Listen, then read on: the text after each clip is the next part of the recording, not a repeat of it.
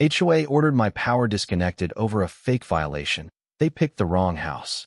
Hello, everyone. Before we begin today's story, I have a small request. Please let me know where you are tuning in from today. Leave the name of your city or country in the comments section below. Thank you very much. Now, let's get back to the main character of the story. The moment someone abuses a little power, they stop believing anyone can stop them. My name is Nathan Brooks, and the morning my house went dark started like every other quiet Tuesday in Maple Ridge Estates. The coffee maker had just begun to hum. The smell of freshly ground beans filled the kitchen, and the first rays of sunlight stretched across the hardwood floor where my golden retriever, Cooper, was still asleep. Then everything disappeared. The refrigerator went silent. The air conditioner stopped in the middle of a cycle. The digital clock on the microwave blinked once before fading into black. The entire house became unnaturally still, the kind of silence that feels heavier than noise because you know it doesn't belong there. At first, I assumed it was another neighborhood outage. Summer storms had been rolling through central Ohio all week, and losing power for a few minutes wasn't unheard of. I walked to the front window expecting to see neighbors stepping outside with the same confused expression. Instead, every porch light across the street was still on. Lawn sprinklers continued spraying perfect arcs of water across freshly cut grass. I could hear the distant hum of another family's air conditioner running without interruption. Every house had electricity except mine. My stomach tightened before my mind caught up. That wasn't an accident. Someone had made sure my home, and only my home, went dark.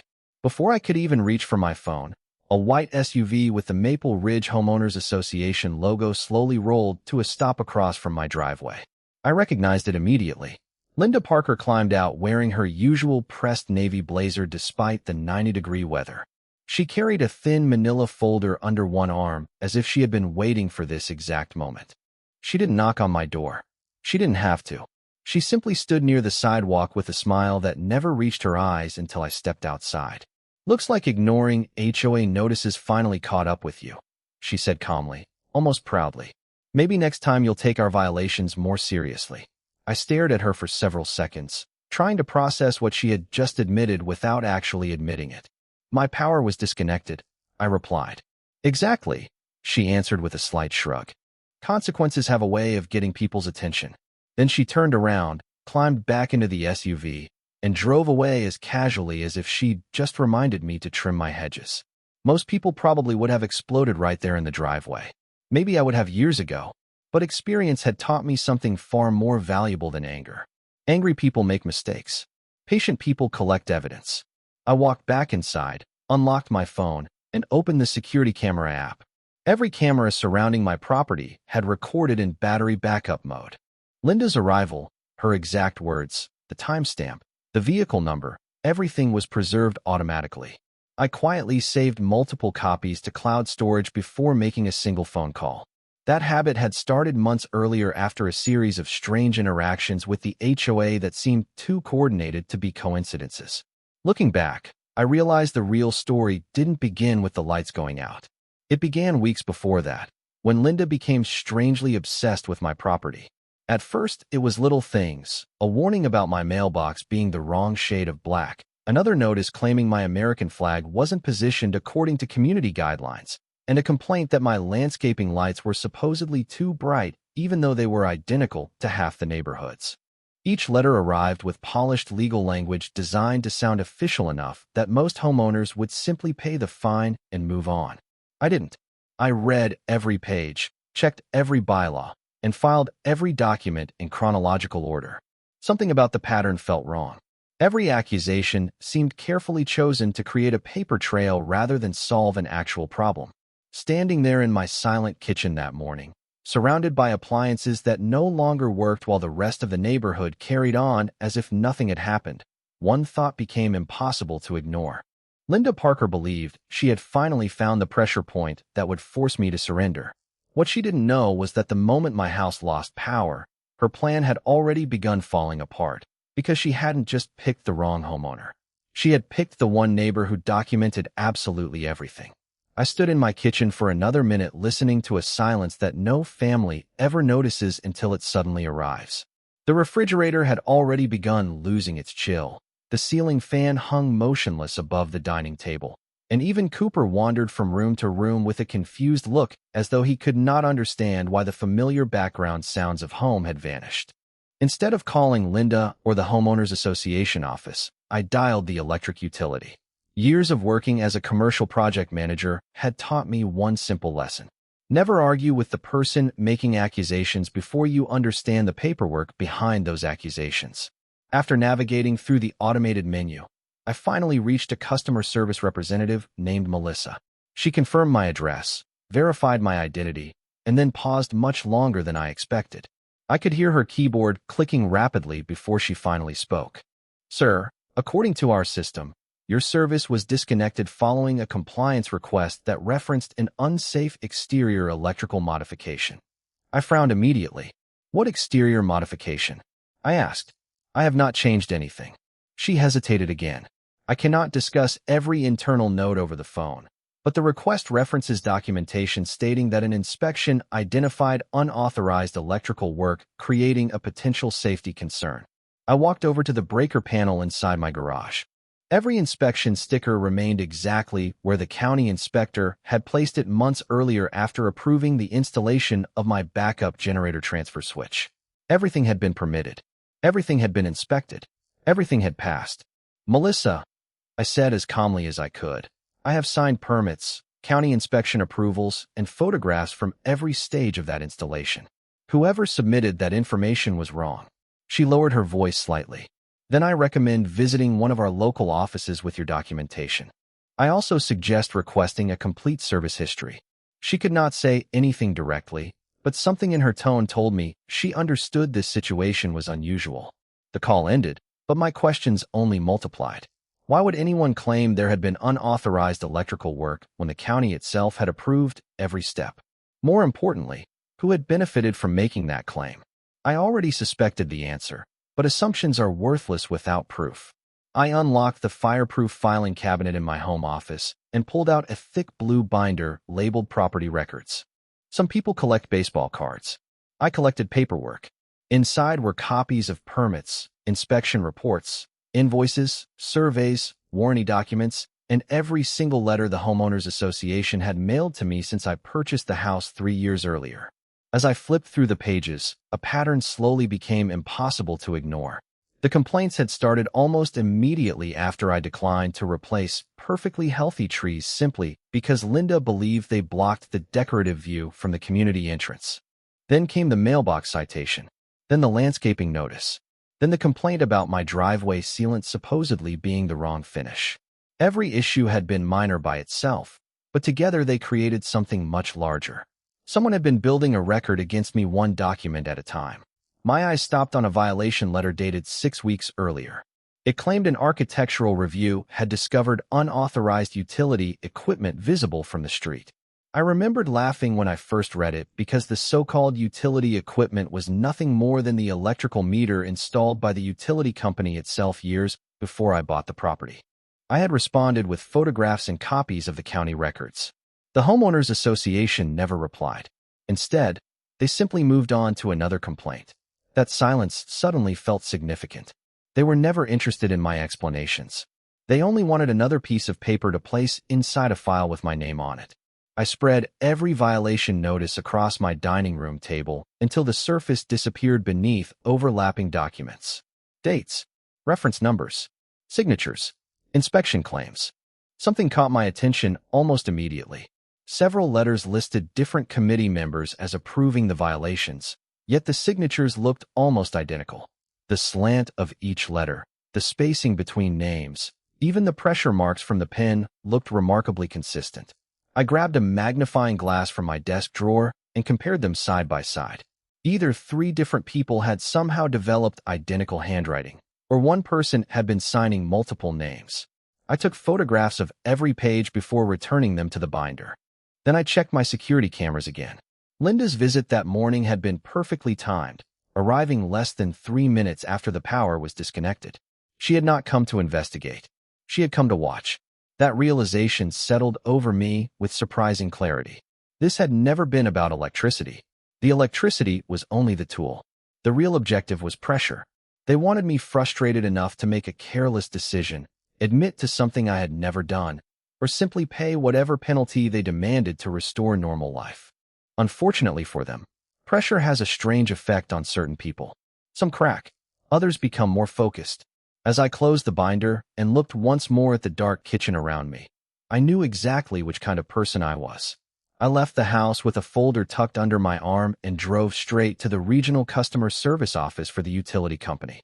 The summer heat shimmered above the asphalt, and as I parked, I kept replaying every conversation I had ever had with Linda Parker. She had always spoken with absolute confidence, the kind that comes from believing nobody will ever challenge your authority. Inside the office, the air conditioning felt almost unreal after the humid parking lot. A receptionist greeted me with a polite smile before directing me to a service desk where a representative named Daniel introduced himself. I explained everything from the beginning, placing my permits, inspection reports, and photographs neatly across the counter. He studied the documents carefully, comparing dates and permit numbers against the information displayed on his monitor. His expression slowly shifted from routine professionalism to genuine curiosity. "These county approvals appear to be completely valid," he said. "Would you mind waiting a few minutes while I speak with our compliance department?" I nodded and took a seat near the lobby window. 15 minutes later, Daniel returned carrying a thicker file than before. He lowered his voice before speaking. "There is something unusual here. The request we received was not generated by one of our inspectors. It arrived through an administrative submission referencing an outside compliance report." My attention sharpened immediately. "Who submitted it?" I asked. He hesitated for a moment. "I cannot disclose private information beyond what our policies allow, but I can tell you the report claimed your property contained an immediate electrical safety concern that required temporary disconnection until corrected." I slid my county inspection approval across the desk again. This inspection was completed 6 months ago. Every component passed. No modifications have been made since then. Daniel compared both records once more before quietly saying, "I recommend requesting a complete copy of the submission through our records process. Based on what I see, that would be the appropriate next step."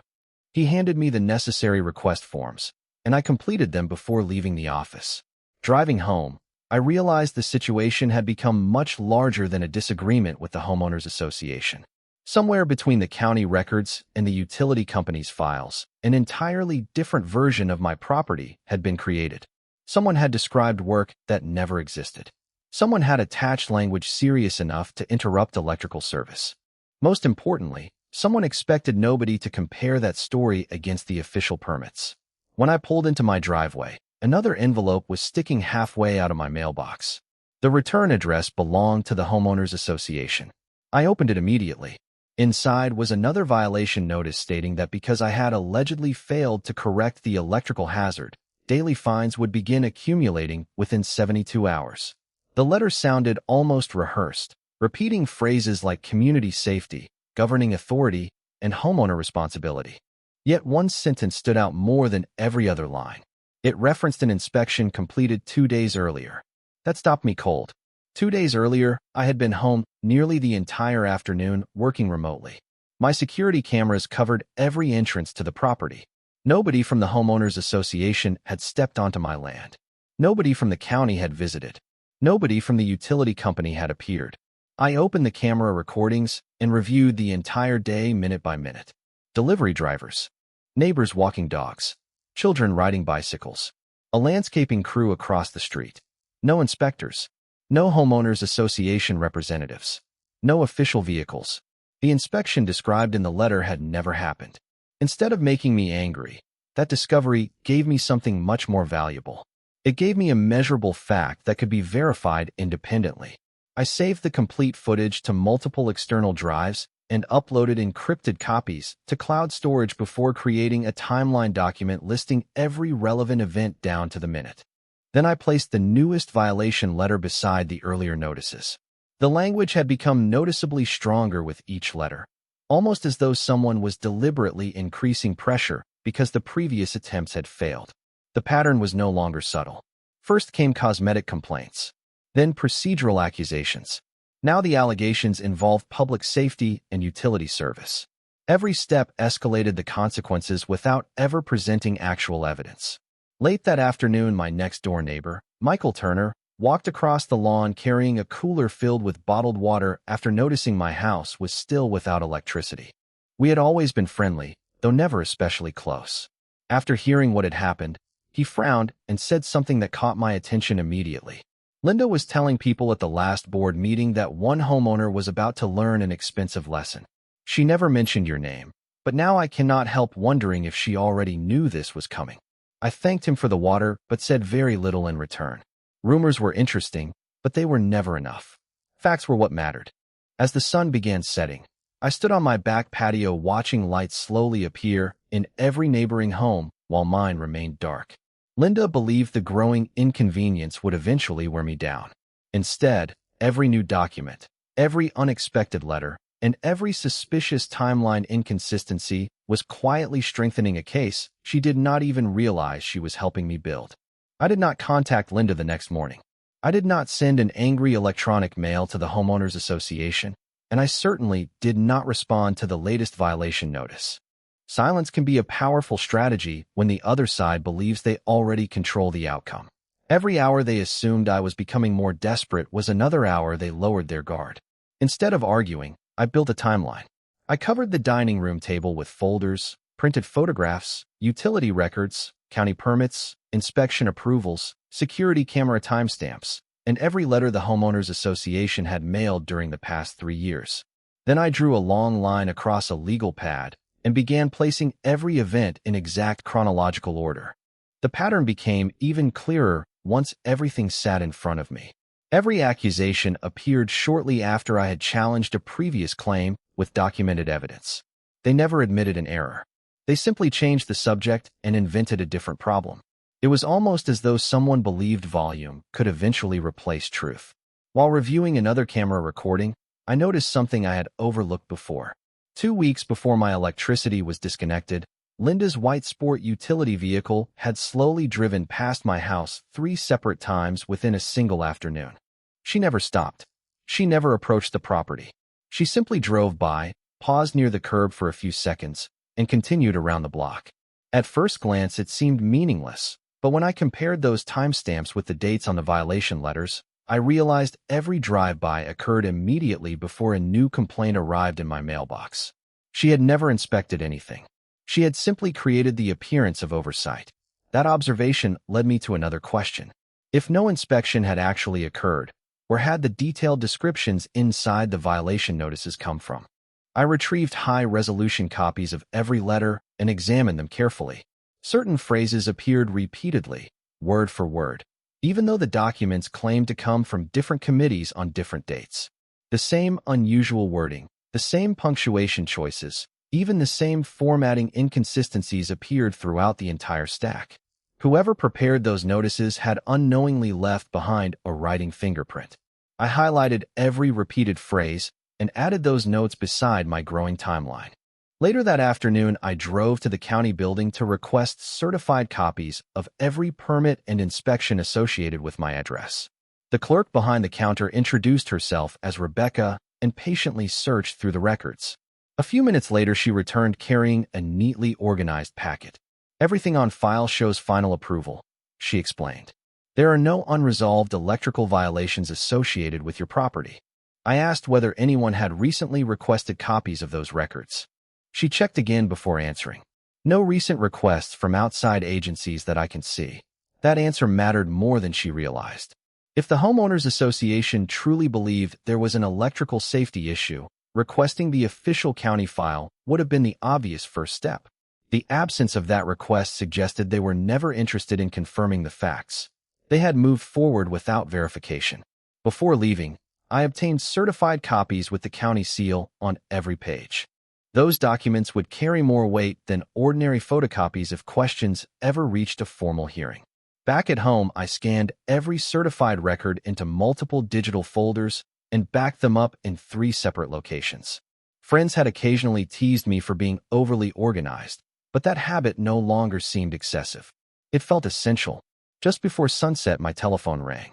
The caller identified herself as Angela from the utility company's compliance department. She explained that my records request had been received and was already under review. Then she added something carefully worded that immediately caught my attention. While we cannot discuss the contents before the request is completed, I recommend preserving any communications you have received regarding this matter. Preserve any communications. That was not casual advice. It sounded like guidance from someone who had noticed inconsistencies without being able to discuss them openly. I thanked her and ended the call, then opened another folder labeled Communications Log. Every telephone call, every electronic mail, every letter, every timestamp, every camera recording, and every receipt now had a corresponding entry. Looking across the organized files spread throughout my home office, I finally understood something Linda had completely underestimated. She believed this dispute revolved around electricity. She believed restoring power would eventually become my only priority. In reality, the electricity had become secondary the moment the first false document entered the record. What truly mattered now was discovering exactly how a fictional inspection had turned into an official utility action. Somewhere inside that chain of paperwork was a mistake that could not be explained away, and I had the growing feeling that the people responsible were becoming so confident they no longer realized how many traces they were leaving behind. I never responded to the latest violation notice, and that turned out to be exactly what Linda wanted. 2 days later, another envelope appeared in my mailbox, this one noticeably thicker than the others. Inside was a formal demand for immediate payment of accumulated fines along with a warning that continued noncompliance could result in additional legal action by the Homeowners Association. The language was carefully written to sound intimidating without making any direct accusations that could easily be challenged. It spoke about preserving community standards, protecting property values, and enforcing governing documents, but nowhere did it include actual evidence that my property contained an electrical hazard. There were only conclusions without supporting facts. I placed the letter beside the others and smiled for the first time since my electricity had been disconnected. Every new document they created without proof increased the distance between their story and reality. Instead of defending myself, I focused on giving them every opportunity to continue believing their strategy was working. That afternoon, I deliberately parked my truck in the driveway where it was clearly visible from the street, and spent several hours quietly organizing files inside my home office. Around 3 o'clock, one of my exterior cameras alerted me to movement near the front entrance. Linda was standing on the sidewalk with another member of the Homeowners Association board, a man named Richard Collins. Neither of them approached my front door. Instead, they remained near the curb looking toward the house, while Richard pointed at my electrical meter and Linda nodded several times. They appeared to be discussing something, yet neither one stepped onto the property or examined any equipment. After less than 4 minutes, they returned to Linda's sport utility vehicle and drove away. Later that evening, I reviewed the footage frame by frame. Richard carried no clipboard, no inspection forms, no camera, and no safety equipment. It looked less like an inspection than a performance designed to create the appearance of one. I saved the recording with the exact timestamp and added another entry to my timeline. The following morning, my records request from the utility company finally arrived by electronic mail. The file contained dozens of pages documenting internal communications related to my account. I read every line slowly, highlighting anything that seemed unusual. Most of it consisted of routine administrative notes until I reached a section describing the outside compliance request. Attached to the submission was a single-page report claiming an inspection had identified exposed wiring connected to an unauthorized exterior electrical installation. My eyes immediately moved to the attached photograph that supposedly supported the allegation. I stared at it for several seconds before realizing why it looked so strange. The image was indeed of my house, but it had been cropped so tightly that almost every identifying feature had been removed. More importantly, the object identified as exposed wiring was actually the factory-installed conduit leading to the electrical meter, equipment that had existed exactly as shown since long before I purchased the property. The county inspector had approved that same installation months earlier.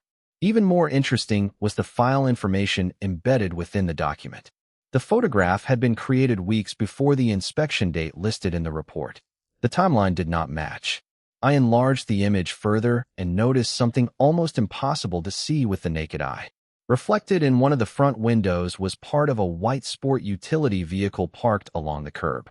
I compared the reflection with footage from my security cameras recorded on the same date the photograph had been created. There it was. Linda's vehicle had driven slowly past my property that afternoon without stopping. Somehow a casual drive-by photograph had later become evidence of an inspection that never occurred. I leaned back in my chair and realized the entire foundation of their case rested on a picture that proved exactly the opposite of what they claimed. Rather than documenting a dangerous condition, it demonstrated that no inspection had ever taken place. The discovery changed my strategy completely. Until that moment, I had been trying to prove my innocence. Now I understood that the stronger approach was allowing their own paperwork to expose its internal contradictions. I contacted a local attorney named Emily Carter who specialized in property and association law. Instead of asking her to file a lawsuit immediately, I simply requested a consultation. She spent nearly an hour reviewing my organized binders without interrupting. When she finished, she closed the final folder and looked directly at me. "Nathan," she said calmly, "the most valuable thing you have done is resist the urge to argue. Documents tell a much more convincing story than emotions ever will. If these records continue developing the way I think they will, someone is eventually going to have to explain why official actions were based on information that does not appear to match the underlying facts." Hearing those words confirmed what I had quietly suspected all along. Linda believed she was tightening the pressure with every new notice, but she was actually building the very record that would one day be examined far more closely than she ever imagined. I left Emily Carter's office with something far more valuable than a promise to file a lawsuit. I left with a strategy. She explained that the strongest cases rarely begin with dramatic courtroom moments. They begin with preserving evidence before anyone has the opportunity to rewrite history. That afternoon, her office prepared and delivered a formal preservation notice to the Homeowners Association and to the utility company. The letter did not accuse anyone of misconduct. It simply instructed every party to preserve electronic communications, inspection records, photographs, meeting minutes, internal messages, and any documents connected to my property. It was a simple request with enormous consequences. From that moment forward, deleting records or altering files could create entirely new legal problems. Emily smiled as she sealed the envelope. "People become very careful once they realize someone is paying attention to the paperwork," she said. She was right. The pace of letters from the Homeowners Association slowed almost immediately. Instead of receiving notices every couple of days, nearly a week passed without anything appearing in my mailbox. That silence spoke louder than the previous stack of violation letters. For the first time since my electricity had been disconnected, it felt as though someone on the other side had paused to reconsider their next move. I did not waste that opportunity. Every evening, I continued updating my timeline with precise notes, recording every telephone call, every electronic mail, every visitor, and every document that entered or left my possession.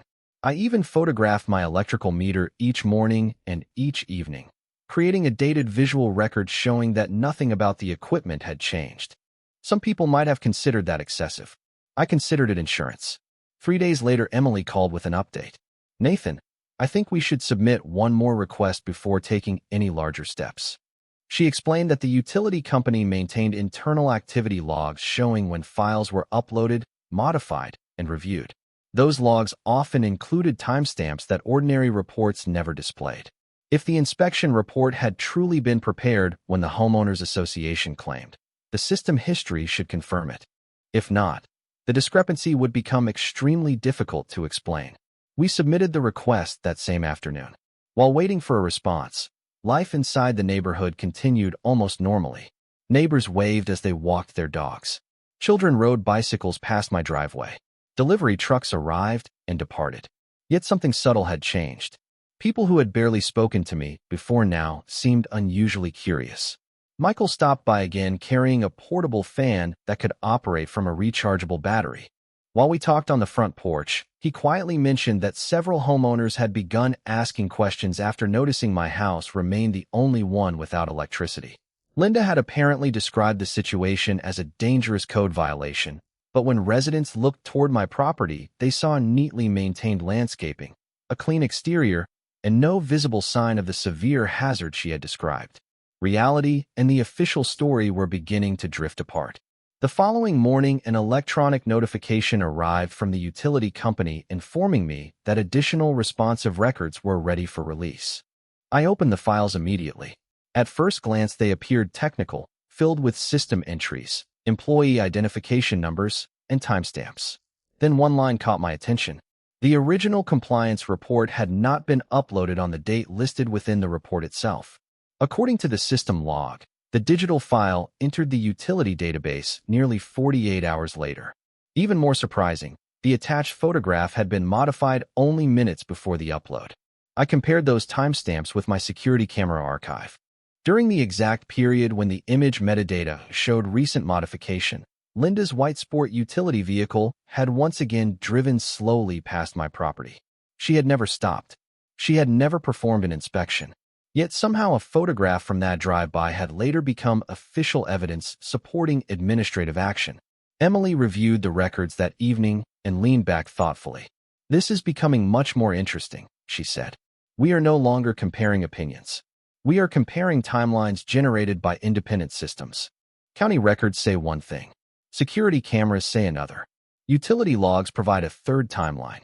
When independent records consistently agree with each other, they become extremely persuasive."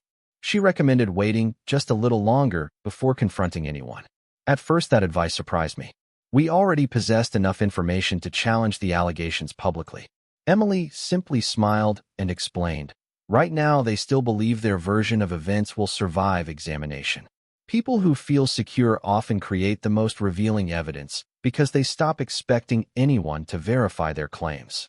As I drove home beneath the fading orange sky, I realized Linda had spent months trying to pressure me into making an emotional mistake.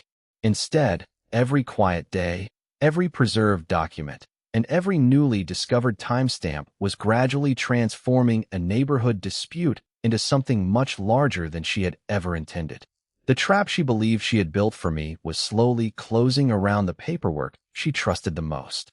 The notice announcing the next monthly Homeowners Association board meeting arrived on a Thursday afternoon. Normally, I would have ignored it like most homeowners probably did, but this agenda contained one item that immediately caught my attention: community compliance enforcement. Emily read it twice before looking up from the page with a calm smile. "This is the meeting," she said. "Do not go there expecting to argue. Go there prepared to let the documents speak for themselves." During the following week, we organized everything one final time. Every county permit remained in chronological order. Every certified inspection record sat inside its own labeled folder. Security camera screenshots were matched to precise timestamps. Utility company activity logs were enlarged for easier reading. We even created a simple visual timeline showing when each alleged inspection supposedly occurred beside the corresponding camera footage, proving nobody had ever entered the property. Looking at the completed presentation spread across the conference table, I realized something almost ironic. The strongest evidence in my favor had not come from me. It had come from independent records created by other organizations that had no reason to protect either side. That was exactly why Emily insisted we avoid emotional arguments. Facts supported by multiple independent sources were far more persuasive than opinions. The evening of the meeting, the clubhouse parking lot filled earlier than usual. Neighbors who rarely attended had apparently heard enough rumors to become curious. As I walked inside carrying 2 organized binders and a small laptop case, conversations around the room became noticeably quieter. Linda stood near the front, greeting homeowners with the same practiced confidence she always displayed. When her eyes met mine, she offered a polite smile that looked more rehearsed than genuine. She probably expected another frustrated homeowner hoping to negotiate fines or request mercy. Instead, I quietly took a seat near the middle of the room beside Emily, who carried nothing more than a legal pad and a pen. The meeting began with routine business: landscaping contracts, budget updates, pool maintenance. Then Linda reached the agenda item discussing community compliance. She spoke confidently about maintaining neighborhood standards and ensuring homeowner safety before gradually shifting toward my property without mentioning my name at first. Finally, she referred to an unresolved electrical hazard requiring administrative action to protect the community. That was Emily's signal. She calmly stood and requested permission to address the board regarding factual inaccuracies contained within the official record.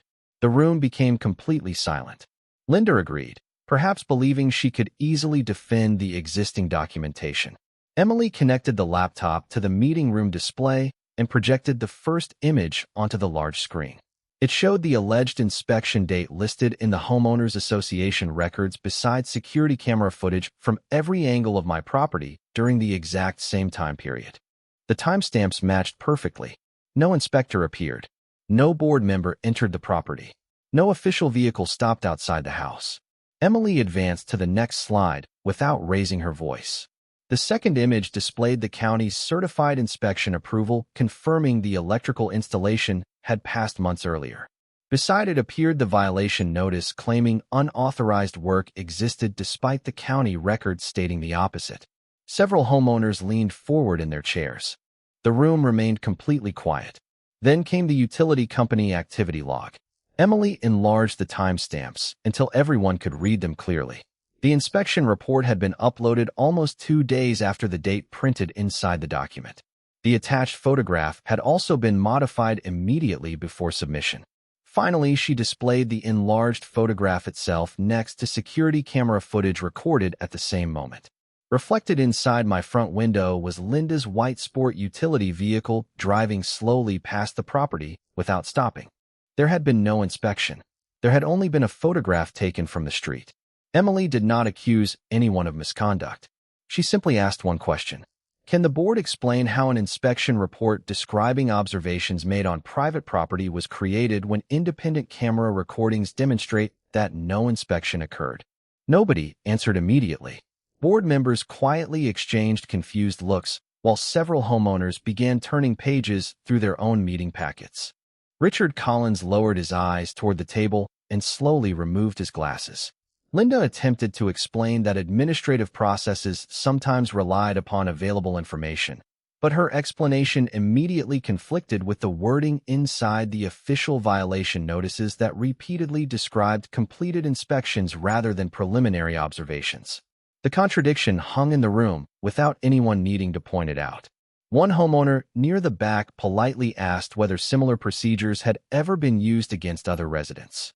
Another requested that all compliance actions involving inspections be independently reviewed before additional enforcement occurred.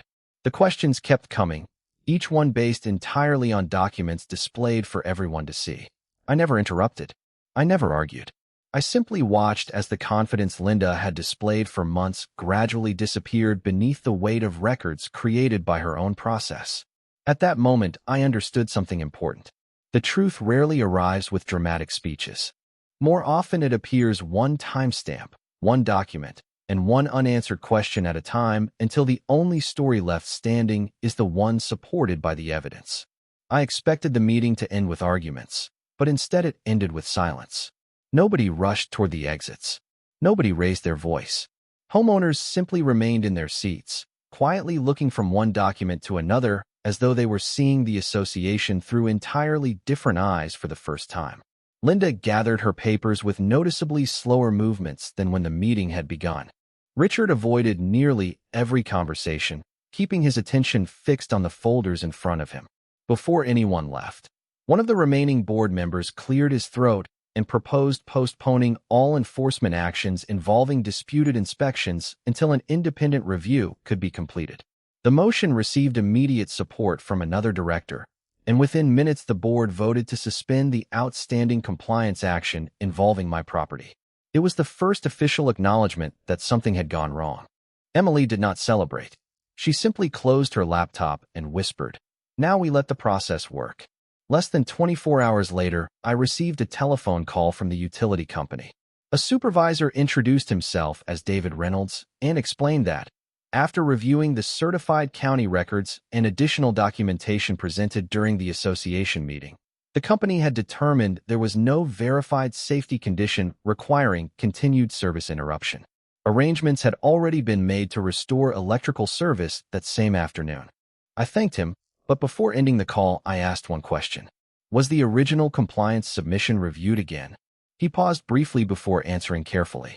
The supporting documentation is currently undergoing administrative evaluation. He did not need to say anything more. The investigation had already begun. When the utility truck finally arrived outside my house, the crew completed their work with quiet professionalism. Within minutes, the familiar sounds returned one by one. The refrigerator hummed back to life. The air conditioning system started its first cooling cycle in days. The kitchen clock flashed before settling into the correct time again. Cooper immediately stretched out beneath the air vent with an expression that almost made me laugh. The house no longer felt like a place waiting for answers. It felt like home again. Over the next 2 weeks, several unexpected developments unfolded. The Homeowners Association distributed a formal notice informing residents that an outside consulting firm had been retained to review compliance procedures and inspection practices. Another letter announced that all pending fines connected to my property had been withdrawn while the review remained ongoing. Shortly afterward, I received written confirmation that every financial penalty previously assessed against me had been removed from the association records.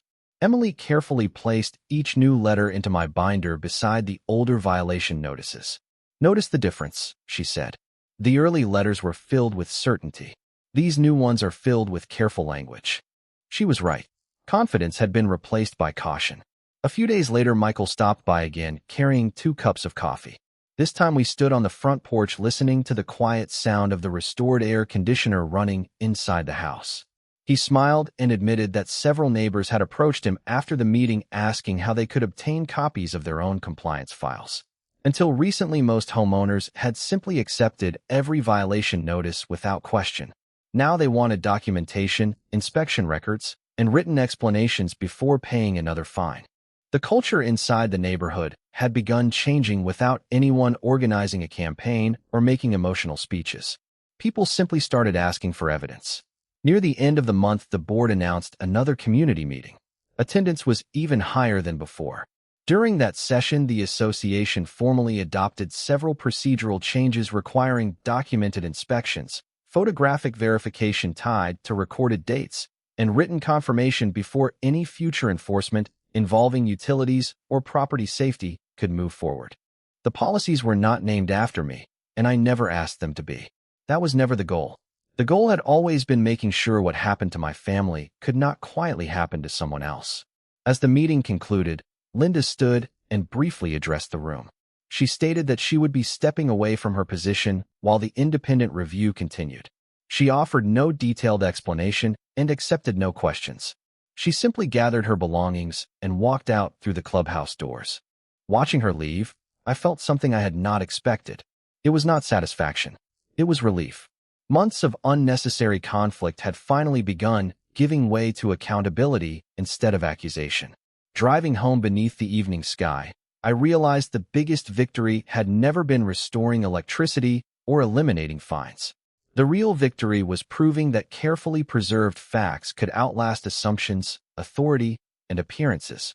Once independent records were placed beside unsupported claims, the truth no longer required anyone to argue on its behalf. It simply became the only version of events that still made sense. 3 months passed before the final pieces settled into place, and by then life inside Maple Ridge Estates felt noticeably different. The neighborhood looked the same on the surface. The same sidewalks curved between the homes.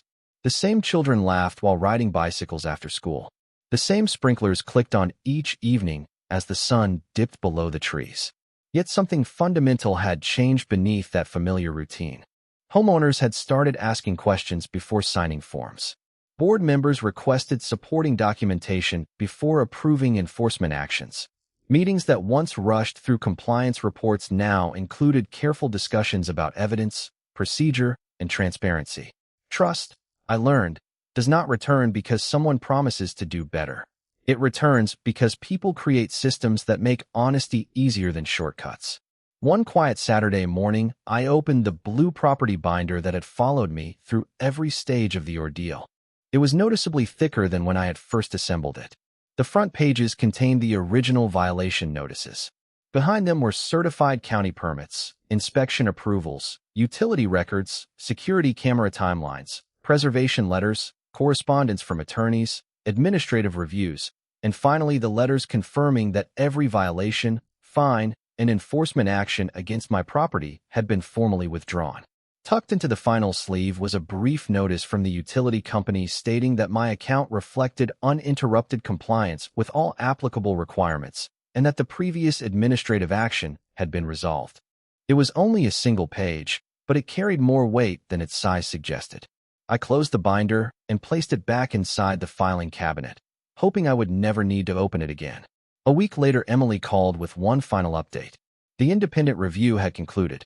While she respected the confidentiality of certain administrative matters, she was able to tell me that procedural recommendations had been accepted, additional oversight measures had been implemented, and future utility-related compliance actions would require independent verification before any request could move forward. She congratulated me, but not because I had won a dispute. She said something I have never forgotten. "Nathan, you did not just protect your own property. You reminded an entire organization that authority only works when it remains accountable." After we ended the call, I walked onto my front porch with a cup of coffee, almost exactly where this story had begun. The morning sunlight reflected across the same windows that had once captured the unnoticed reflection of Linda's passing vehicle. The air conditioner hummed steadily inside the house. Birds perched along the wooden fence while Cooper stretched comfortably in the shade, completely unaware that anything unusual had ever happened. I looked across the street and noticed Michael trimming his hedges. He waved, smiled, and held up a folder before laughing. "Keeping records now," he called. I laughed too because I knew exactly what he meant. Not long afterward, a newly elected board introduced itself to the community. Their first newsletter looked very different from the ones I had received years earlier. Instead of emphasizing penalties and enforcement, it focused on communication, documentation, and cooperation between homeowners and the association. It was a small change in wording, but words often reveal priorities. I quietly hoped those priorities would remain that way for a very long time. Every now and then someone asks whether I regret not confronting Linda the moment my electricity was disconnected. The honest answer is no. Had I argued that morning, I probably would have remembered only my frustration.